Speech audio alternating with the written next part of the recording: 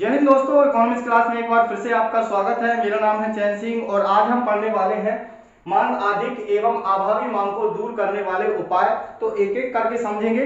Video में अंत तक बने रहना है, तभी आपको ये कॉन्सेप्ट समझ में आ पाएगा। और समझ में आ जाए तो वीडियो को लाइक और शेयर जरूर करना है। इसके बाद चैनल को दबाकर सब्सक्राइब भी करना है। चलिए शुरू करते हैं। सबसे पहले हम क्या समझेंगे, इनका कॉन्सेप्ट समझेंगे। कॉन्सेप्ट यदि आपको क्लियर हो गया है तो आप बड़े आसानी से क्या कर सकते हैं, इस चीज को परीक्षा में लिख सकते हैं। देखिए, यदि आपको उपाय ढूंढना है, क्या होगा, यदि हम मांग आधिक्य को देखें और अभावी मांग को देखें तो इनकी जो स्थिति है वो वास्तविक स्थिति यदि हमने पकड़ ली तो उसे हम आसानी से क्या कर सकते हैं, उसका स्पष्टीकरण कर सकते हैं, उसके उपाय दे सकते हैं। और यदि स्थिति आपको स्पष्ट नहीं है तो फिर थोड़ा सा क्या होगा, असंभव कार्य होगा एक प्रकार से, और थोड़ा सा टफ आपको लगेगा। क्या करना है, मांग अधिक। अब मांग अधिक का मतलब कि अर्थव्यवस्था में मांग अधिक है। और अभावी मांग, अभावी मांग का मतलब क्या है कि अर्थव्यवस्था में मांग कम है। ये कॉन्सेप्ट आपने समझ लिया तो आप बड़े आसानी से इसके उपाय दे सकते हो, उनकी विवेचना कर सकते हो। मांग अधिक मतलब कि अर्थव्यवस्था में मांग अधिक है।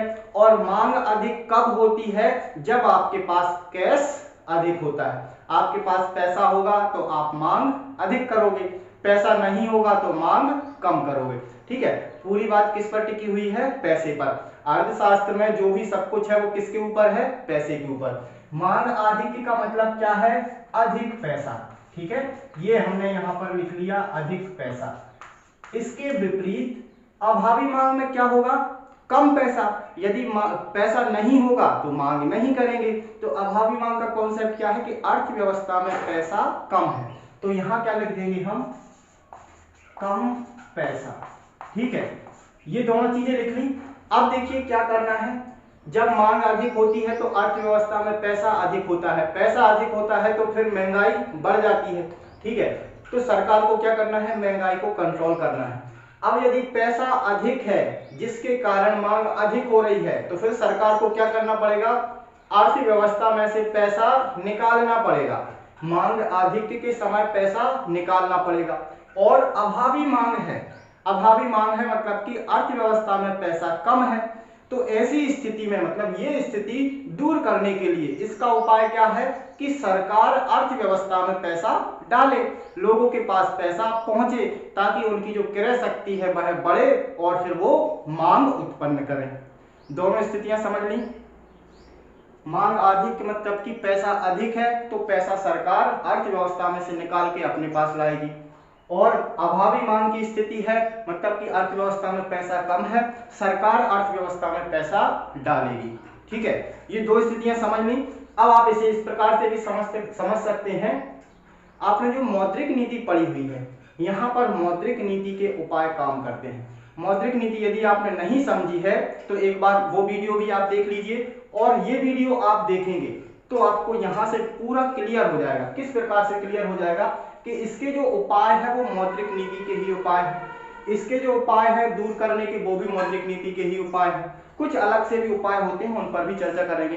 तो सबसे पहले बात करेंगे हम मांग अधिक्य को दूर करने के उपाय। मांग अधिक्य को दूर करने के उपाय मतलब कि अर्थव्यवस्था में जो पैसा अधिक है उसे निकालने के उपाय। उसे अर्थव्यवस्था में से सरकार कैसे निकालेगी, किन नीतियों का निर्गमन करेगी ताकि पैसा बाजार से निकल के कहां चला जाए, सरकार के पास। तो सबसे पहले हम बात करेंगे किसकी, बजट की। बजट कौन लेकर आता है, सरकार लेके आती है। ठीक है, अब बजट के अंतर्गत क्या किया जाता है, पहले तो सरकार की जो आय होती है, आय कहां से प्राप्त होती है, करों के द्वारा। मतलब करों के द्वारा सरकार आय प्राप्त करती है।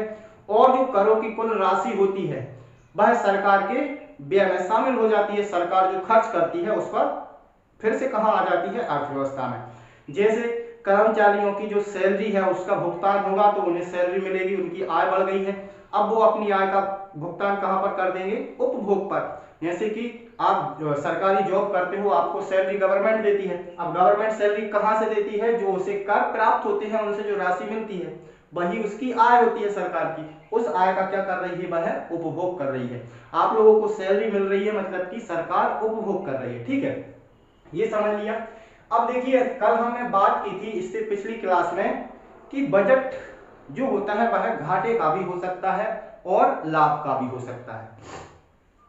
अब घाटे का बजट क्या होता है, जैसे कि हमने समझा था कि जब सरकार की आय कम हो और सरकार उससे ज्यादा क्या कर दे, खर्च कर दे, तो वह कैसा होगा, घाटे का बजट होगा।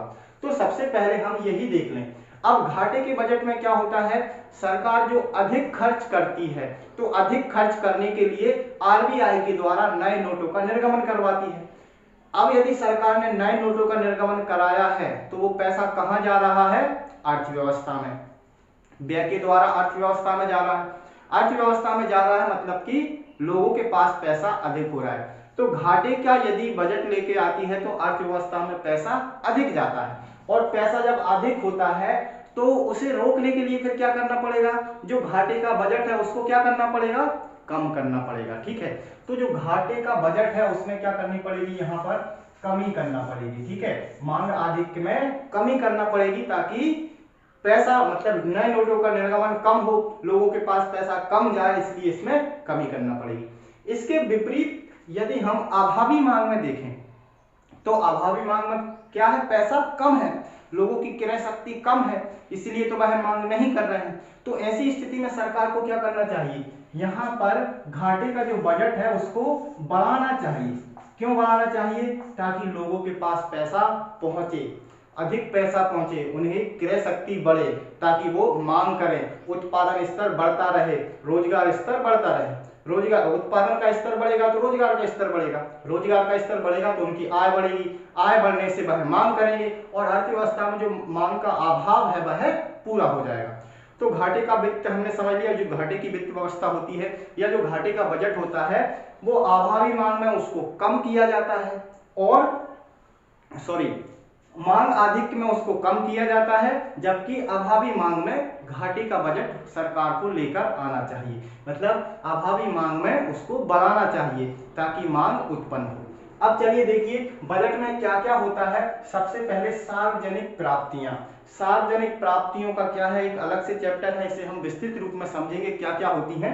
उसके अंदर हमें सिर्फ अभी क्या ध्यान में रखना है, सरकार को आय जो प्राप्त होती है वह कहां से होती है, करों के माध्यम से, मतलब सरकार टैक्स लगाती है। ठीक है, अब देखिए सरकार यदि कम टैक्स लगा रही है तो मतलब पैसा कहां ज्यादा बच रहा है, लोगों के पास, और यदि सरकार टैक्स ज्यादा लगा देगी तो आम लोगों को जो पैसा है वो सरकार को अधिक देना पड़ेगा, तो फिर अर्थव्यवस्था में पैसे की कमी होगी कि नहीं होगी। ठीक है, तो मांग अधिक में अब पैसा यदि अधिक है अर्थव्यवस्था में तो इस पैसे को निकालने के लिए सरकार क्या कर सकती है, जो पुराने कर लगे हुए हैं उनकी जो दर है उसमें वृद्धि कर सकती है। कैसे, कि भाई अभी हम आपसे 10% टैक्स ले रहे थे, आय बहुत ज्यादा है, अर्थव्यवस्था में बहुत पैसा है, एक काम कीजिए आप कर की दर बढ़ाकर कितनी कर दीजिए, 50%।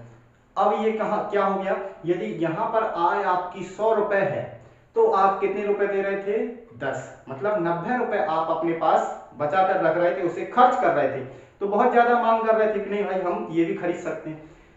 अब सरकार ने क्या कर दिया, 50% उसकी दर कर दी, टैक्स बढ़ा दिया, आयकर कर दिया कि आपको 50% सरकार के पास जमा करना है। यदि आपकी 100 रुपए आय है, 100 में से 50 आपको सरकार के पास जमा करना पड़ेगा। आपको जमा नहीं करना पड़ेगा, जैसे ही आपकी सैलरी आएगी खाते में वैसे ही क्या हो जाता है, कट जाता है। आपको कितने मिलेंगे, 50। जहां पहले आप 90 रुपए खर्च कर रहे थे अभी आप फिर कितना कर पाओगे, 50 ही, क्योंकि 50 तो सरकार टैक्स के रूप में ले लेगी, तो यहां से पैसा क्या हो रहा है, कम हो रहा है। तो जो पुराने कर लगे हुए हैं इनकी जो दर है उसमें सरकार को वृद्धि करना चाहिए। 50% की वृद्धि नहीं होती है, हम एक उदाहरण के द्वारा केवल समझ रहे हैं। ठीक है, और नए नए कर लगाना चाहिए, कौन सी स्थिति में, मांग अधिक की स्थिति में, क्योंकि अर्थव्यवस्था में पैसा अधिक है तभी तो मांग उठ रही है ज्यादा। ठीक है, अब पैसा वो निकालना है तो सरकार के पास कैसे जाएगा, टैक्सों के जरिए। तो सरकार जो पुराने कर हैं उनकी दरों में वृद्धि कर दे और जो नए कर हैं कुछ नए कर भी लेके आए ताकि पैसा किसी भी प्रकार से अर्थव्यवस्था में से निकल के कहां पहुंचे, सरकार के पास पहुंचे। इसका विपरीत अभावी मांग में क्या होगा, अभावी मांग में इसको क्या करना है, पैसा सरकार को डालना है, तो करों के जरिए क्या हो जाता है, पैसा सरकार के पास जाता है। लेकिन यहाँ पर तो सरकार को पैसा डालना है ताकि मांग उत्पन्न हो। तो ऐसी स्थिति में क्या होगा, जो पुराने कर होते हैं उनकी दर कैसी करनी चाहिए, कम करनी चाहिए, और जो नए टैक्स सरकार लगाने की सोच रही है उन्हें नहीं लगाना चाहिए। ठीक है, यहाँ करों में क्या करना है, वृद्धि करना है। ठीक है, जब मांग अधिक हो तो करों में वृद्धि होनी चाहिए, जब मांग का अभाव हो तो करों में कमी करना चाहिए। ठीक है, इसके बाद देखिए क्या है, सार्वजनिक व्यय। सार्वजनिक व्यय मतलब कि जो सरकार इंफ्रास्ट्रक्चर पर खर्च करती है। इंफ्रास्ट्रक्चर मतलब कि सड़कों के निर्माण पर और बड़े बड़े उद्योग लगाती है। ठीक है, बड़े बड़े डैम बनाती है, या कोई भी परियोजना हो, बड़ी परियोजना जिसमें बहुत सारा पैसा लगता हो। तो ऐसे में क्या होता है, कई सारे लोगों को रोजगार मिलता है, और जो करोड़ों का इन्वेस्टमेंट होता है, करोड़ों रुपए सरकार लगाती है उद्योगों में या फिर परियोजनाओं में या सड़कों में, विद्यालयों में, यूनिवर्सिटीज में, इनके निर्माण में, तो जो पैसा होता है वो कहाँ चला जाता है, अर्थव्यवस्था में। तो ऐसी स्थिति में जो सार्वजनिक व्यय है उसको क्या करना चाहिए, कौन सी स्थिति में, मांग आधिक्य में तो जो सार्वजनिक व्यय है, इस सार्वजनिक व्यय में कमी करना चाहिए। क्या करना चाहिए, कमी। कमी क्यों, सरकार की जितनी योजनाएं चल रही हैं, बड़े बड़े प्रोजेक्ट चल रहे हैं, सरकार क्या करे, कुछ समय के लिए उन्हें स्थगित कर दे। स्थगित कर दे तो पैसा क्या होगा, अर्थव्यवस्था में जाने से रुक जाएगा। पैसा रुक जाएगा तो आय में कमी होगी, आय में कमी होगी तो धीरे धीरे मांग भी फिर कम हो जाएगी। और इसके विपरीत अभावी मांग में क्या करना पड़ेगा, जो सरकार का व्यय है उसको बढ़ाना पड़ेगा। ठीक है, अभावी मांग में क्या करना है, बढ़ाना है।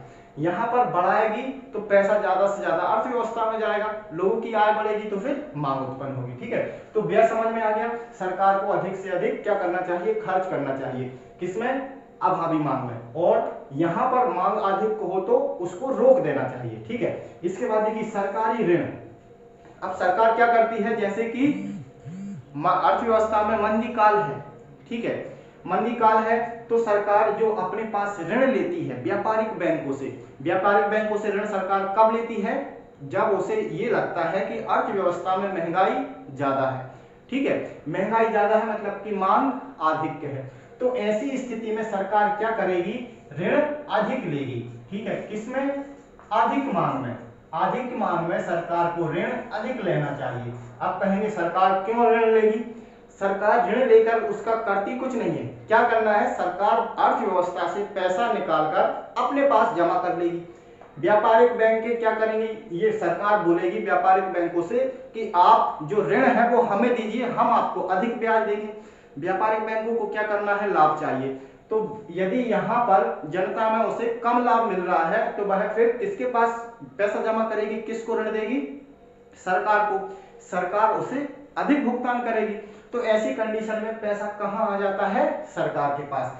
यानी कि यदि पैसा अर्थव्यवस्था में अधिक है तो ऐसी स्थिति में सरकार को ऋण अधिक लेने चाहिए, ताकि जो पैसा है वह अर्थव्यवस्था में से निकल के कहाँ पहुंच जाए, सरकार के पास। इसके विपरीत अब यहाँ पैसा पहुंचाना है, तो अभावी मांग में पैसा क्या करना है, पहुंचाना है। पैसा पहुंचाना है तो मतलब सरकार ने जो ऋण ले रखे हैं, किसको कंट्रोल करने के लिए, महंगाई कंट्रोल करने के लिए सरकार ने जो ऋण ले रखे हैं व्यापारिक बैंकों से, तो वो क्या करेगी, उन्हें ब्याज सहित क्या कर दे, इनका भुगतान कर दे, ऋणों का क्या कर दे, यहाँ पर भुगतान कर दे, मतलब कि ऋणों में कमी कर दे।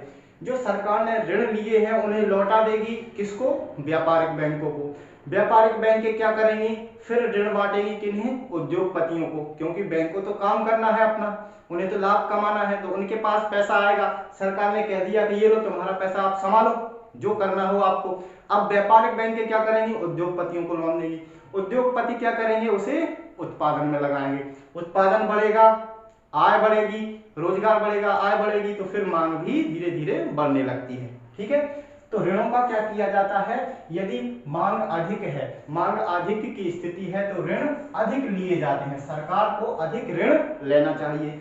और अभावी मांग की स्थिति है तो ऐसी स्थिति में सरकार को ऋणों का भुगतान उनके ब्याज सहित कर देना चाहिए, ताकि सरकार का जो पैसा है वह अर्थव्यवस्था में पहुंचे, लोगों के पास जाए, लोगों को रोजगार मिले, उनकी आय बढ़े और मांग उत्पन्न हो।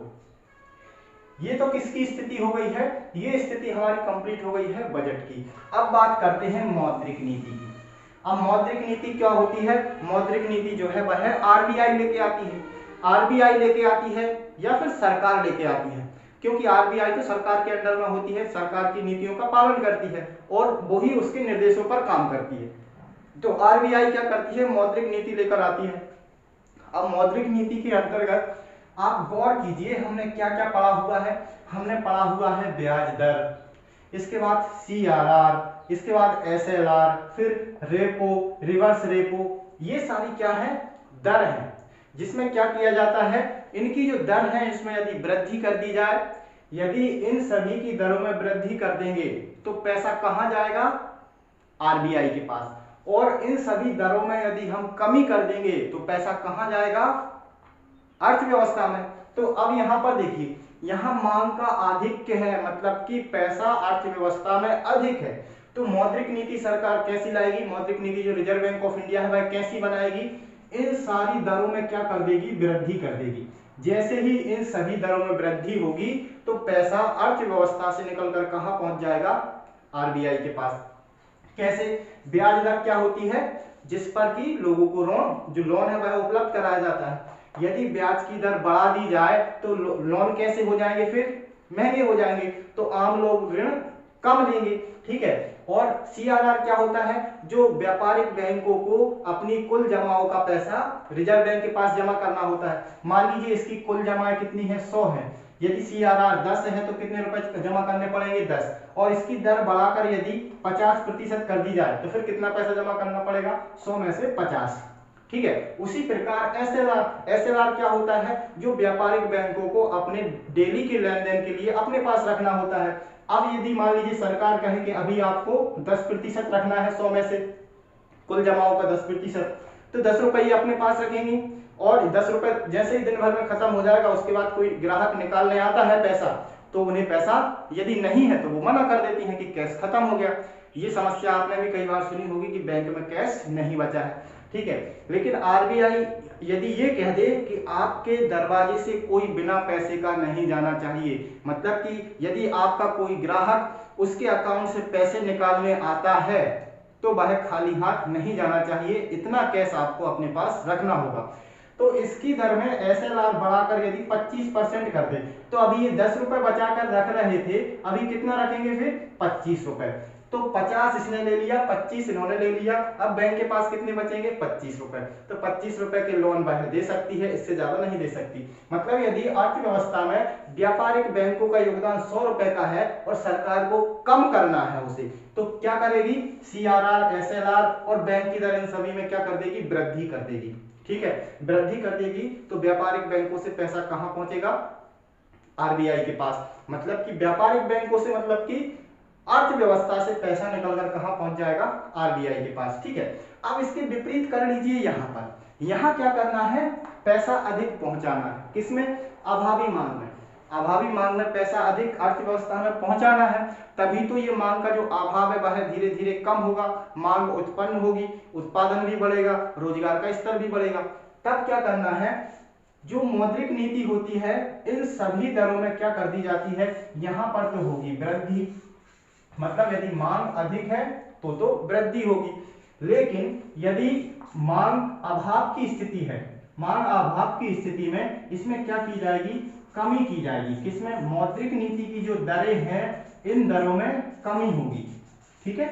इन दरों में क्या की जाएगी, कमी की जाएगी। इसके बाद देखिए मौद्रिक नीति के अंतर्गत और क्या किया जाता है, इसमें किया जाता है प्रतिभूतियों का क्रय भी होता है। प्रतिभूतियां मतलब कि कंपनियों के अंश, शेयर जिन्हें हम बोलते हैं, ठीक है। जो शेयर होते हैं, बॉन्ड होते हैं, उनका क्या करती है रिजर्व बैंक ऑफ इंडिया, क्रय विक्रय करती है। क्रय विक्रय मतलब कि देखिए आप कोई चीज बाजार से खरीदते हैं तो उसके लिए क्या करते हैं, पैसा देते हैं। यदि कोई चीज आप खरीदते हैं तो पैसा देते हैं, मतलब पैसा यदि आपके पास है, आपने कोई चीज खरीद ली है तो पैसा फिर किसके पास चला जाएगा, जिसकी वह वस्तु है, जो भी वस्तु आपने खरीदी है, ठीक है। हम यहाँ पर उदाहरण समझ लेते हैं, जैसे कि ये आप हैं, ठीक है। आप कोई चीज यदि खरीदते हैं दूसरे व्यक्ति से, इस व्यक्ति से कोई चीज खरीदेंगे तो इसकी जो वस्तु है वह आपके पास आएगी, ठीक है, ये मान लीजिए आप हैं, आपके पास क्या आ जाएगी, वस्तु आ जाएगी, और जो आपका पैसा है वो किसके पास चला जाएगा, इस व्यक्ति के पास, इस व्यक्ति के पास पैसा आएगा। तो ये क्या हुआ है, एक प्रकार से हमारा एक तो ये तो क्या हुआ, एक प्रकार से आर्थिक क्रिया है, लेन देन की क्रिया संपन्न हुई, यहाँ पर विनिमय कंप्लीट हो गया। अब हमें किसमें समझना है, प्रतिभूतियों में। अब ये हम समझ लें, मान लीजिए ये क्या है, आरबीआई, ठीक है, और ये हमारी अर्थव्यवस्था है।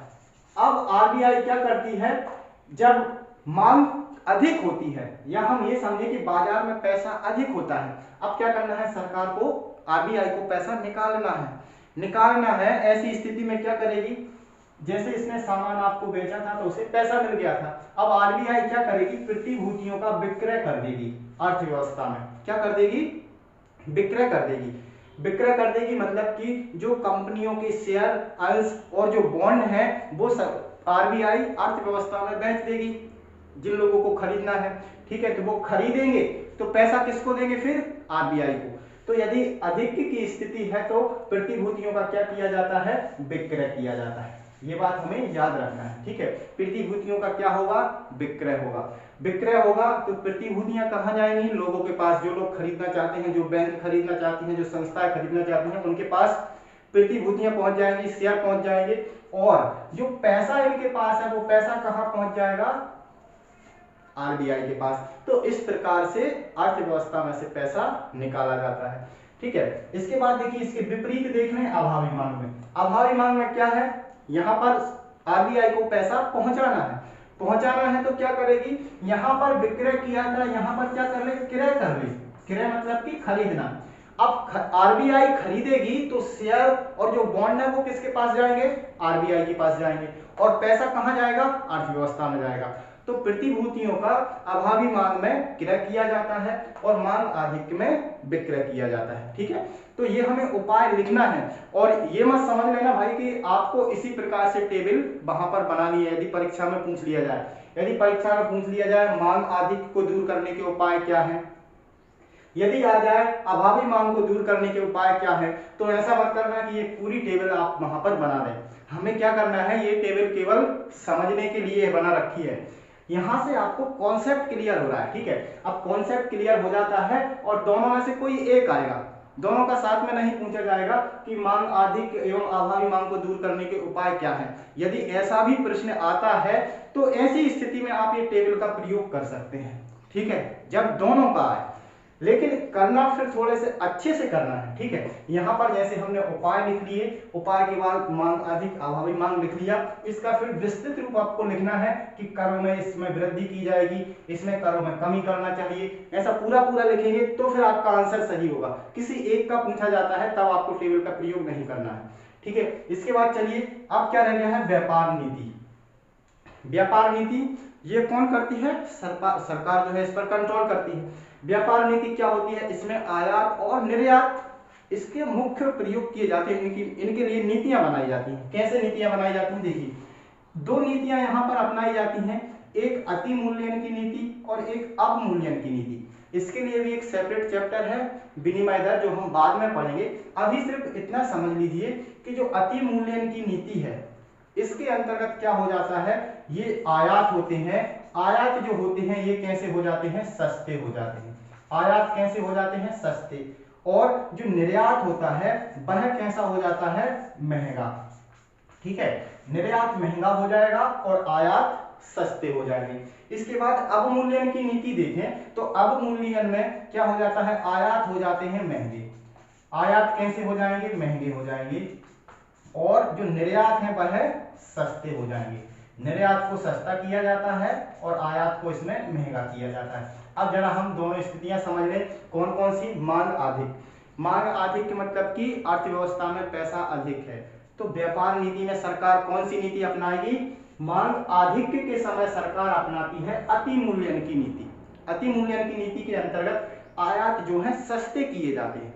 सस्ते, आयात सस्ते करने से क्या होता है, विदेशों का जो माल है, विदेशों में जो उत्पादन हो रहा है, आवश्यकता की जो वस्तु है वो हमारे देश में अधिक आएंगी। अब अधिक आएंगी तो क्या होगा, अधिक आने से देखिए हमारे देश में क्या है, मांग अधिक है, मतलब कि मांग अधिक है, उत्पादन कम है। ऐसी स्थिति में विदेशों से जो वस्तुएं हैं वह मंगाई जाती हैं, ताकि मांग को पूरा किया जा सके। ठीक है, तो आयात कैसे किए जाते हैं? सस्ते किए जाते हैं ताकि विदेशों का जो सामान है वह हमारे देश में अधिक आए, इस मांग की पूर्ति की जाए और लोगों को भी ज्यादा भार ना लगे और वस्तु भी सस्ती मिले, इसलिए आयात सस्ते किए जाते हैं। निर्यात यहाँ पर क्या किए जाते हैं? महंगे। क्यों किए जाते हैं महंगे? ताकि हमारे देश में जिन वस्तुओं का उत्पादन हो रहा है वह विदेशों में बिकने ना जा पाए। यदि विदेशों में बिकने जाएंगी तो हमारे देश में मांग बनी हुई है, उसकी पूर्ति कौन करेगा? ठीक है, वो उसकी भी पूर्ति करना है। अब पूर्ति करने के लिए पहले जो माल विदेशों में जा रहा है उसको क्या करना पड़ेगा? रोकना पड़ेगा। तो निर्यात क्या कर देंगे? महंगे कर देंगे। निर्यात महंगे होने से मतलब महंगे कब होंगे? सरकार अधिक टैक्स लगा देगी। निर्यात पर टैक्स क्या कर दिया है? बढ़ा दिया है। टैक्स बढ़ाने से आपकी जो वस्तु है जिसे आप विदेशों में भेज रहे थे वह महंगी हो जाएगी। महंगी होने से उस वस्तु का मूल्य वहां पर और महंगा होगा। अब मान लीजिए वह जो मान के चलते हैं एक टॉफी की कीमत यदि 5 रुपए है, उस पर सरकार बहुत ज्यादा टैक्स लगा दे और वो चीज वहां पर 50 रुपए की बिकती है, तो फिर कोई खरीदेगा उसे? नहीं खरीदेगा। तो ऐसी स्थिति में क्या होता है? उत्पादकों को लॉस होता है। मतलब निर्यात महंगे कर देंगे तो लॉस होगा, तो फिर कहां पर बेचेंगे? अपने ही देश में। उसको फिर अपने ही देश में बेचना पड़ेगा। तो यदि मांग आधिक्य की स्थिति है तो मांग आधिक्य को दूर करने के लिए सरकार अति मूल्यन की नीति अपनाती है। अति मूल्यन में आयात सस्ते कर दिए जाते हैं जिससे विदेशों का जो माल है वह देश में आए और अधिक मांग की पूर्ति की जा सके। निर्यात को महंगा कर दिया जाता है ताकि देश में उत्पादित होने वाली वस्तुओं का विदेशों में निर्यात ना किया जा सके, क्योंकि हमारे देश में वैसे ही मांग अधिक है और हम बाहर भेजेंगे वस्तुएं तो मांग और बढ़ेगी। इसलिए निर्यात को किया जाता है महंगा और आयात को किया जाता है सस्ता। इसके विपरीत अब किस में समझना है हमें? अभावी मांग में। अभावी मांग में क्या होता है? अभावी मांग में दूसरी नीति अपनाई जाती है जिसे हम कहते हैं अवमूल्यन की नीति। कौन सी नीति? अवमूल्यन की नीति। इसमें क्या किया जाता है? इसमें आयात महंगे किए जाते हैं। क्या किए जाते हैं? आयात महंगे किए जाते हैं। इसमें क्या है? देखिए, इसमें है मतलब कि मांग कम है। अब मांग कम है और आयात यदि हो रहे हैं, मांग कम है आयात यदि हो रहे हैं, मतलब ये है कि पूर्ति जो है विदेशों से बढ़ रही है। यानी कि जो वस्तुएं देश में उत्पादित होना चाहिए था उनका उत्पादन दूसरे देशों में हो रहा है और हमारे देश में आके बिक रहा है। ठीक है, तो हमारे देश के जो उत्पादक हैं वो उत्पादन कर रहे हैं लेकिन कम कर रहे हैं, उनका माल कम बिक रहा है, उन्हें कॉम्पिटिशन करना पड़ रहा है। इससे बेरोजगारी उत्पन्न होती है और बेरोजगारी उत्पन्न होती है तो लोगों की आय कम हो जाती है। आय कम हो जाती है तो धीरे धीरे करके मांग कम होने लगती है। तो इस कारण को समझते हुए अभावी मांग में क्या करना पड़ेगा? सरकार को जो विदेशों से आयात हो रहे हैं इन्हें क्या करने पड़ेंगे? महंगे करना पड़ेंगे। ठीक है, तो यहाँ पर नीति अपनाई जाती है अवमूल्यन की। अधिक मांग में अति मूल्यन की और अवमूल्यन की नीति अपनाई जाती है अभावी मांग में। ऐसा करने से क्या हो जाता है? यहाँ पर जो आयात होते हैं आयात रुक जाते हैं। क्या हो जाते हैं? आयात रुक जाएंगे। आयात रुकने से क्या होगा? वहां से जो सामान आ रहा है वो कम हो जाएगा। हमें क्या करना है? पूर्ति कम करनी है, क्योंकि यहाँ पर अभावी मांग का हमने एक नाम और पढ़ा हुआ था ना, अतिरिक्त पूर्ति। यहाँ पर पूर्ति अधिक हो रही है मांग से, तो पूर्ति को कम करना है, तो विदेशों से जो सामान आ रहा है उसे रोक दीजिए। इसके बाद निर्यात को प्रोत्साहन दिया जाता है। क्या किया जाता है? कि निर्यातों को प्रोत्साहन दिया जाए। निर्यातों को प्रोत्साहन देने से क्या होता है कि हमारे देश में जो उत्पादक हैं, हमारे देश में जो उत्पादन कर रहे हैं, यदि उन्हें लगेगा कि मांग का अभाव है, बाजार में मांग कम है, माल बिक नहीं रहा है, तो उत्पादन क्यों करें? यदि वो ये सोचकर उत्पादन बंद कर देंगे तो क्या होगा? और बेरोजगारी फैलेगी। जो लोग काम कर रहे हैं वो भी काम से निकाले जाएंगे उत्पादन बंद करने से, तो और बेरोजगारी फैलेगी। और बेरोजगारी फैलने से लोगों की और आय कम होगी, और आय कम होगी तो वैसे ही तो अभाव की स्थिति है मांग की, और धीरे धीरे मांग कम होती जाएगी, क्योंकि लोगों को काम मिलना बंद हो जाएगा, उनकी आय कम होने लगेगी तो मांग और कम होने लगेगी। तो ऐसी स्थिति में सरकार क्या सोचती है कि जो लोग उत्पादन कर रहे हैं वो अपना उत्पादन बंद ना करें, उन्हें किसके लिए प्रोत्साहित किया जाए? निर्यात के लिए, कि आप अपने देश में माल नहीं बिक रहा है तो दूसरे देशों में भेजिए ताकि माल वहां पर बिके। ठीक है, माल दूसरे देशों में बिकेगा तो लोग यहाँ पर उत्पादन करने के लिए जो उत्पादक वर्ग है वह प्रोत्साहित होंगे अधिक उत्पादन करेंगे, उत्पादन अधिक करेंगे तो फिर लोगों को रोजगार मिलेगा, रोजगार मिलेगा, आय बढ़ेगी, आय बढ़ेगी तो मांग बढ़ेगी। उपाय समझ लिए, यही क्या है, मुख्य उपाय है। हमें बस ये कॉन्सेप्ट हमने समझ लिया कि पैसा कहाँ अधिक है उसको निकालना है, पैसा कहाँ कम है डालना है। अब सरकार कैसे निकालेगी, कैसे डालेगी, यही मांग अधिक और अभावी मांग को दूर करने के उपाय कहलाते हैं। समझ में आ गया। इसके बाद देखिए दो उपाय और हैं। क्या क्या उपाय हैं? दो उपाय हैं। एक मजदूरी की दर। मजदूरी की दर मतलब कि पैसा यदि लोगों के पास अधिक पहुंच रहा है, किस में पहुंचेगा, अधिक मांग हो रही है, मतलब यहां पर सरकार क्या करेगी, जो मजदूरी की दर है इसको बढ़ने से रोकेगी। क्या करेगी, इसको रोकेगी, किसमें, बढ़ने से, अधिक मांग में। यदि बाजार में मांग अधिक है, पैसा अधिक है, तो मजदूरी दर को बढ़ने से रोकेगी। क्यों रोकेगी? क्योंकि भाई यदि दर बढ़ेगी तो लोगों के पास वैसे ही पैसा अधिक है, उनका भुगतान करेंगे, लोगों की आय बढ़ेगी, मजदूरों की आय बढ़ेगी, वो फिर और मांग बढ़ा देंगे, और मांग बढ़ा देंगे तो फिर और दिक्कत हो जाएगी। इसलिए मजदूरी की दर को बढ़ने से रोका जाता है, सरकार के द्वारा उस पर रोक लगाई जाती है कि डेली का आप 300 रुपए देंगे, डेली का आप 400 रुपए देंगे, इससे ज्यादा नहीं दे सकते। ठीक है। इसके बाद यहाँ पर क्या किया जाता है, यहाँ पर मजदूरी को बाजार की स्थिति पर छोड़ दिया जाता है। किस पर छोड़ दिया जाता है, बाजार स्थिति पर। इससे क्या होता है, बाजार में जो दर चल रही है तो ठीक है, उससे अधिक भी यदि दर बढ़ती है, मजदूरी का रेट बढ़ता जाता है, तो उससे कोई समस्या नहीं है बल्कि समाधान है। क्यों? क्योंकि मांग का अभाव है। ऐसी स्थिति में मांग बढ़ाने के लिए लोगों के पास पैसा किसी भी प्रकार से पहुंचना चाहिए। यदि उनकी मजदूरी दर बढ़ रही है तो उनकी आय बढ़ रही है, उनकी आय बढ़ रही है मतलब कि वो मांग करेंगे तो बाजार में मांग उत्पन्न होगी। ठीक है, मजदूरी का कॉन्सेप्ट क्लियर। इसके बाद देखिए उत्पादन में वृद्धि। अब उत्पादन में वृद्धि कौन सी स्थिति में करना चाहिए, ये दोनों में करना है। किस में करना है, यहां पर मांग अधिक है, मांग अधिक है, पूर्ति कम है, पूर्ति कम है, फिर भी इसको और प्रोत्साहन किया जाता है, किसको, कि उत्पादन और बढ़ाया जाए। तो यहाँ पर उत्पादन बढ़ाने पर विशेष जोर दिया जाता है, बढ़ाने पर विशेष जोर दिया जाता है ताकि उत्पादन बढ़े, हमारी जो मांग है उसके हिसाब से पूर्ति हो सके। लेकिन अब अभावी मांग में देखेंगे तो आप कहेंगे सर वहां तो वैसे ही पूर्ति पहले से ही हो रही है ज्यादा, तो उसमें उत्पादन करना चाहिए कि नहीं करना चाहिए? भाई उत्पादन तो करना पड़ेगा। ठीक है, उत्पादन को जो स्तर है उसको बनाए रखने के लिए सरकार प्रयास करती है ताकि कोई उत्पादक काम बंद ना करे। यदि काम बंद कर देगा तो लोगों का जो रोजगार है वहां से चला जाएगा, बेरोजगार होंगे तो फिर और मांग कम हो जाएगी। तो उत्पादन का जो स्तर है वह दोनों में स्थिर बनाए रखने का प्रयास किया जाता है। यहाँ पर बढ़ाने का प्रयास किया जाता है, यहाँ पर और बढ़ाने का प्रयास किया जाता है। ठीक है, ताकि मांग उत्पन्न हो, लोगों को अधिक रोजगार मिले, उनकी आय बढ़े, वो मांग उत्पन्न करें। समझ में आ गया दोस्तों?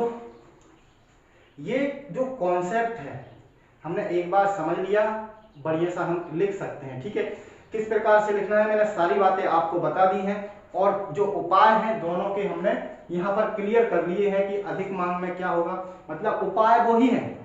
देखिए सरकारी बजट हो गया, मौद्रिक नीति हो गई, व्यापार नीति हो गई, मजदूरी की दर हो गई, उत्पादन हो गया, उनमें से आपको ये दो यदि आप छोड़ भी दोगे और ये तीन उपाय यदि आपको समझ में आ गए हैं और इनकी आपने व्याख्या कर दी तो आपके जो मार्क्स हैं वो कहीं नहीं जाते हैं। ठीक है, तो इन्हें आप अच्छे से समझ लेना है। यहाँ पर देखिए हमारी मौद्रिक नीति एक बार फिर से क्लियर हो गई है। ठीक, मौद्रिक नीति में जितनी भी दरें होती हैं जैसे कि ब्याज दर, CRR दर, SLR दर, रेपो दर, रिवर्स रेपो दर, उन सभी में वृद्धि की जाती है कब, जब मांग की अधिक स्थिति हो, और इन सभी दरों में कमी की जाती है जब अभावी मांग की स्थिति हो। और प्रतिभूतियों का विक्रय किया जाता है जब अधिक मांग की स्थिति हो, और क्रय किया जाता है जब अभावी मांग की स्थिति हो। समझ में आ गया? तो आज के लिए इतना काफी है, वीडियो बहुत लंबा हो गया है, तो मिलते हैं अगली क्लास में, तब तक के लिए जय हिंद, वंदे मातरम।